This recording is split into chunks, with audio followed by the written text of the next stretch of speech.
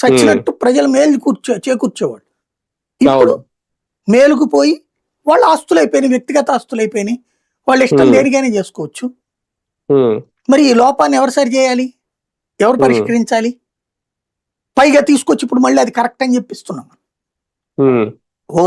ప్రభుత్వ ఆస్తిని ప్రైవేట్ అంటే ఏం అక్కర్లేదండి, మనకి నచ్చిరోడు ఉంటే నువ్వు ఎనరాపో ఇది అని రాజుగారు ఎదువరకటి కనుక మాన్యాలు రాసిచ్చేవాడు.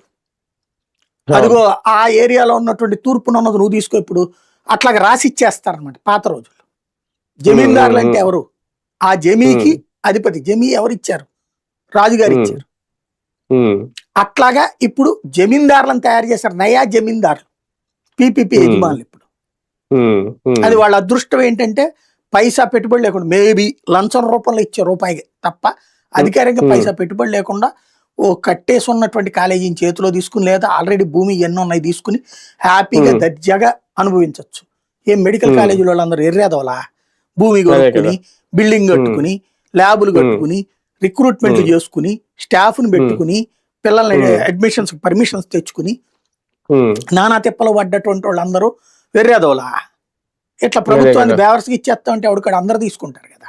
కానీ మంత్రి గారు మాత్రం మొత్తం దీన్ని కంప్లీట్ గా డైవర్ట్ చేస్తున్నట్టు అయితే అనిపించింది నాకు. ఆ మాట ఆయన ప్యూర్ తెలుగుదేశం కార్యకర్త. తెలుగుదేశం వాళ్ళకి కూడా అంత ఉండదు ప్రేమ. అదే ఆయన ఒక్కడికి ఆ ప్రేమ విపరీతంగా ఉంటుంది, అది ఏందో అర్థం కాదు. అదే కదా సరే. ఈ మధ్యకాలంలో రెవెన్యూ శాఖలో లేదంటే రెవెన్యూ మంత్రిని గట్టిగా అన్న టార్గెట్ చేసినట్టుగా అనిపిస్తోందా? ఏం లేదండి, పేపర్లో వస్తుంది, కేకలేస్తారు, అరుపులు అయిపోద్ది, అంత మించి. అంటే రెవెన్యూ శాఖలో లోపాలు మాత్రమే ఎత్తి చూపించడం, రెవెన్యూ శాఖలో మాత్రం అవినీతి జరుగుతుందని సొంత పత్రికలే రాయడం, దాని మీద మంత్రి గారు అయితే పెద్దగా అయితే దాని మీద క్లారిటీ